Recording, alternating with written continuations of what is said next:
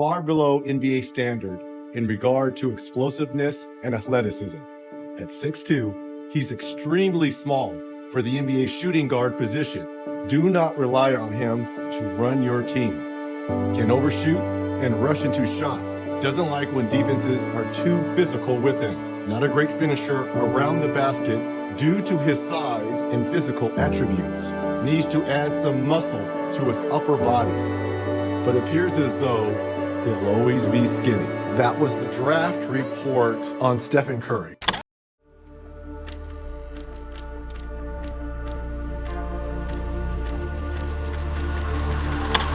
Back on the 14th of March, 1988, Del Curry, then playing for the Cleveland Cavaliers, welcomed his first son, Stephen Curry.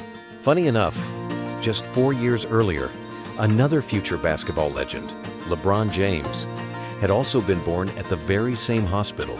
People later started calling it the MVP hospital, like fate had already decided these two would change the game.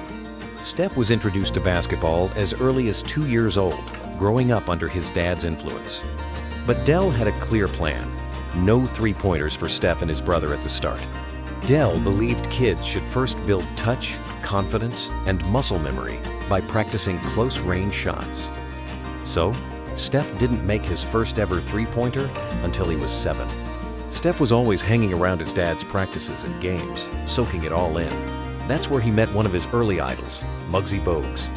Whenever Muggsy had free time, he'd teach young Steph how to dribble and even play one-on-one. It was this kind of environment that really accelerated Steph's skills.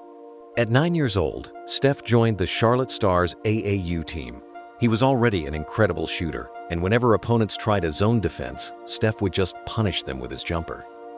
In one memorable game, he went up against Kevin Durant, who questioned how this tiny kid living off jump shots could even score. Steph silenced everyone, dropping 35 points and leading his team to the finals.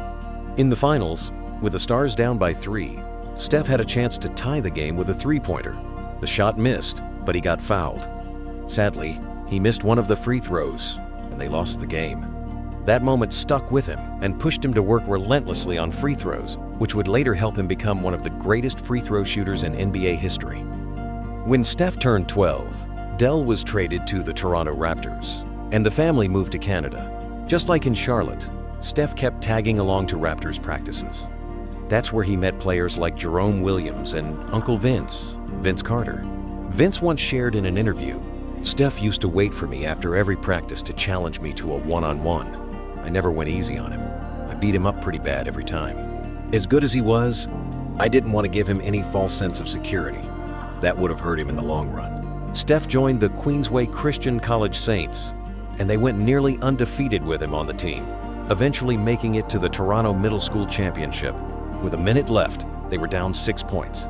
The coach was ready to accept defeat, but young Steph confidently told him, "Give me the ball, we're not going to lose." Back on the court, Steph hit a three. After stopping the opponent on defense, he brought the ball up and drilled a deep three to tie the game. Then, he nailed one more three to win it.